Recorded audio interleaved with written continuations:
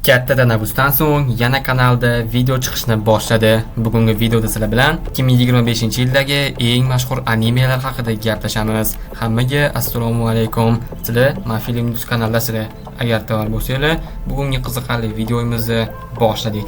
2025-yilda 100 dan oshiq mashhur animelar chiqarilgan va bugun sizlarga 7 ta 2025-yilning hozirgi eng mashhur animelarini aytib beraman. Qani unda boshladik. 7-o'rinda Apoteker kundaligi animesining 2-sezoni. Animening janri tarixiy, sirli, sarguzasht. O'zim hali barcha qismini ko'rib bo'lganim yo'q, lekin sizlarga ko'rish tavsiya beraman. Juda qiziq va tarixiy serial filmlarga qiziqadiganlar bo'lsa, shu animeni ko'rishni tavsiya qilaman. Serialning syujeti juda oddiy, imperator saroyidagi sirli voqealarni hal qiluvchi dorishunos qizning hikoyasi bo'ladi. 2-sezonda bu hikoya yana davom etadi. Hozir syujet haqida gapirib bersam, animening qizig'i qolmaydi. Hozirda 2025-yilning mashhur animelaridan biri bo'lib kelmoqda. 6-o'rinda Sakamoto kurlari animesi. Bu animeni zerikkan, ko'rishni, xursand bo'lishni istaydigan odamlarga ko'rish tavsiya qilaman. Janri komediya. Xullas, sobiq qotil Sakamoto qamoqdan chiqqach, tinch, yaxshi hayot kechirishga harakat qiladi. Lekin uning o'tmishi, ya'ni qamalishdan oldingi ishlari uni tinch yashashga qo'ymaydi. Bu anime 2025-yilning eng kutilgan animelardan biri bo'lgan va mana anime chiqdi va muxlislarga yoqdi.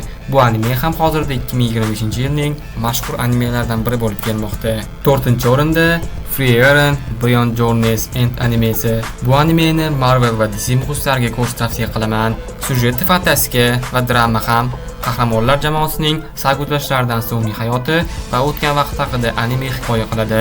Xuddi Marvelda Lochinko's iste'foga chiqgach, fuqarolar urushi boshlangandek, bu anime ham 2025-yilga Crunchyroll Anime Awards'da eng yaxshi rejissyor, eng yaxshi fond san'ati kabi mukofotlarni qo'lga kiritadi. 3-o'rinda Dandadan animesining 2-sezoni egallagan. 1-sezoni ham qiziq edi.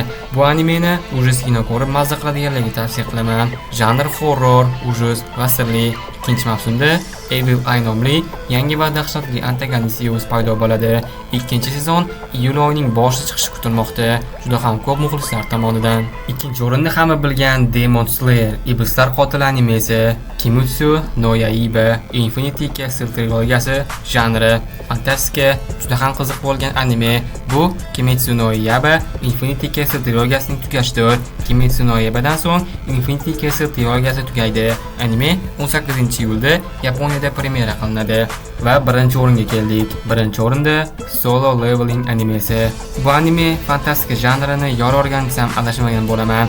Anime Sung Jin-woo ismli zaif ovchi qanday qilib eng kuchli qahramonga aylanish haqida anime hikoya qiladi va bu anime 2025-yilga Crunchyroll Anime Awards'da yilning eng yaxshi animesi, eng yaxshi yangi serial, eng yaxshi aksion anime kabi mukofotlarni qo'lga kiritdi.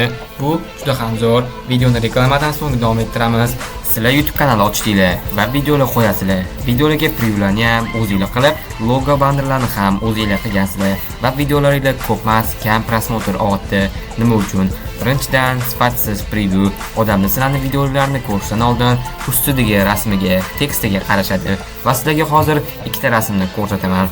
Ikkalasi ham bitta filmning videosi, lekin previewlar har xil. Va mana sizlar albatta o'ng tarafdagisini tanlaysizlar, ya'ni buni. Chunki bunda personajlar to'g'ri joylashgan va tekst to'g'ri yozilgan va preview zo'r chiqqan. Agar sizlarga ham sifatli va tez zakazlarni tayyorlab beradigan dizayner kerak bo'lsa, men sizlarga Muhammadullo dizaynerni tavsiya qilaman. Muhammadullo dizayner preview, logo, avatarka, banner, xullas dizaynerlik qiladigan hamma ishlarni qiladilar va muomala zo'r. Agar previewni o'zgartirish kerak bo'lsa ham, yo'q demasdan o'zgartirib beradilar. Men Muhammadulloning telegamlarini opisiyaniyada qoldiraman. Bemalol o'tib zakaz berishingiz bo'ladi. Mana 2025-yildagi eng mashhur animelar videosi ham o'z nihoyasiga yetdi. Va sizga qaysi anime ko'proq yoqdi? Kommentariyada yozib qoldiring. Keyingi videoni nima haqida qilishni bilmayman. Shuning uchun keyingi video qaysi anime haqida bo'lishini yozib qoldiring. Yoki battle haqida ko'rmoqchi bo'lsangiz, anime olamidagi eng kuchli personajlarni yozib qoldiring. Agar video yoqqan bo'lsa, videoga like bosib, komment yozish esdan chiqmasin. Agar videoga like bosib, kanalga obuna bo'lib, komment yozgan bo'lsangiz, hozircha xayr. Keyingi qiziqarli anime haqidagi videolarda ko'rishguncha